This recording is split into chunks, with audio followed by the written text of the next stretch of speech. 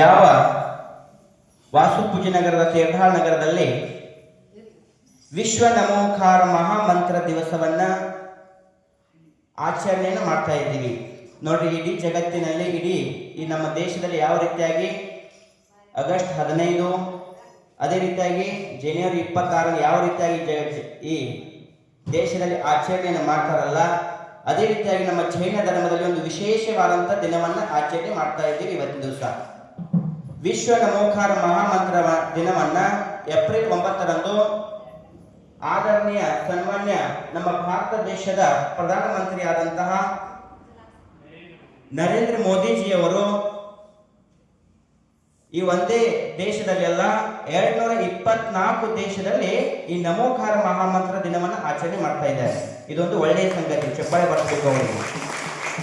ಯಾಕಂದ್ರೆ ಆ ನಮೋಕಾರ ಮಹಾಮಂತ್ರ ಜಗತ್ತಿಗೆ ಶಾಂತಿಯ ಸಂದೇಶ, ಲೋಕ ಕಲ್ಯಾಣ ಆಗಲಿ ಅಂತ ಹೇಳಿ ಯಾವ ರೀತಿಯಾಗಿ ಜೈನ ಧರ್ಮೀಯರು ನಮೋಕಾರ ಮಹಾಮಂತ್ರವನ್ನು ಅಂದುಕೊಂಡು ತಮ್ಮ ಆತ್ಮ ಕಲ್ಯಾಣವನ್ನು ಮಾಡ್ಕೊತಾರೋ, ಅದೇ ರೀತಿಯಾಗಿ ಇಡೀ ಜಗತ್ತಿಗೆ ಇಡೀ ಲೋಕಕ್ಕೆ ಶಾಂತಿ ಸಿಗಲಿ, ಅಹಿಂಸೆ ಸಂದೇಶ ದೊರಲಿ ಅಂತ ಹೇಳಿ ಈ ನಮೋಕಾರ ಮಹಾಮಂತ್ರ ದಿನವನ್ನ ಇವತ್ತಿನ ದಿವಸ ಆಚರಣೆ ಮಾಡ್ತಾ ಇದ್ದಾರೆ.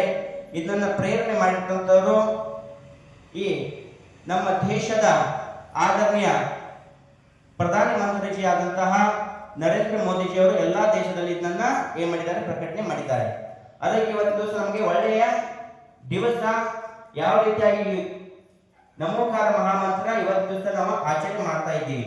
ಆ ಆಚರಣೆ ಇದು ಪ್ರತಿ ವರ್ಷ ಏಪ್ರಿಲ್ 9ರಂದು ಆಚರಣೆ ಆಗಲಿದೆ. ಅದಕ್ಕೆ ನೀವೆಲ್ಲ ಕೂಡಿಕೊಂಡು ಒಂದು ಸುಸಂದರ್ಭದಲ್ಲಿ ಈ ನಮೋಕಾರ ಮಹಾಮಂತ್ರವನ್ನ 8 ರಿಂದ 9 ಗಂಟೆ ಒಂದು ತಾಸಿನವರೆಗೆ ನಮೋಕಾರ ಮಹಾಮಂತ್ರವನ್ನ ಇಡೀ ಜಗತ್ತಿನಲ್ಲಿ ಎಲ್ಲ ಬಸದಿಯಲ್ಲಿ ಒಂದೇ ದಿವಸ ಒಂದೇ ಸಮಯದಲ್ಲಿ ಈ ನಮೋಕಾರ ಮಹಾಮಂತ್ರವನ್ನ ಪಠನೆ ಮಾಡುವುದಿದೆ. ಯಾಕಂದ್ರೆ ಈ ಜಗತ್ತಿಗೆ ಒಂದು ಶಾಂತಿಯ ಸಂದೇಶ, ಅಹಿಂಸೆಯ ಸಂದೇಶ ದೊರಲಿ, ಈ ಜಗತ್ತಿಗೆ ಒಂದು ಒಳ್ಳೆಯ ಶಾಂತಿ ಸಿಗಲಿ, ಲೋಕ ಕಲ್ಯಾಣಕ್ಕಾಗಿ ನಮೋಕಾರ ಮಹಾಮಂತ್ರವನ್ನ ಅನ್ನುವುದಿದೆ. ಭಕ್ತಿಯಿಂದ ಶ್ರದ್ಧೆಯಿಂದ ಈ ನಮೋಕಾರ ಮಂತ್ರವನ್ನು ಅನ್ನುವುದಿದೆ. ಜಯ ಗುರು ಪಂಚ ಪರಮೇಶ್ವರಿ ಭಗವಾನ್ ಕಿ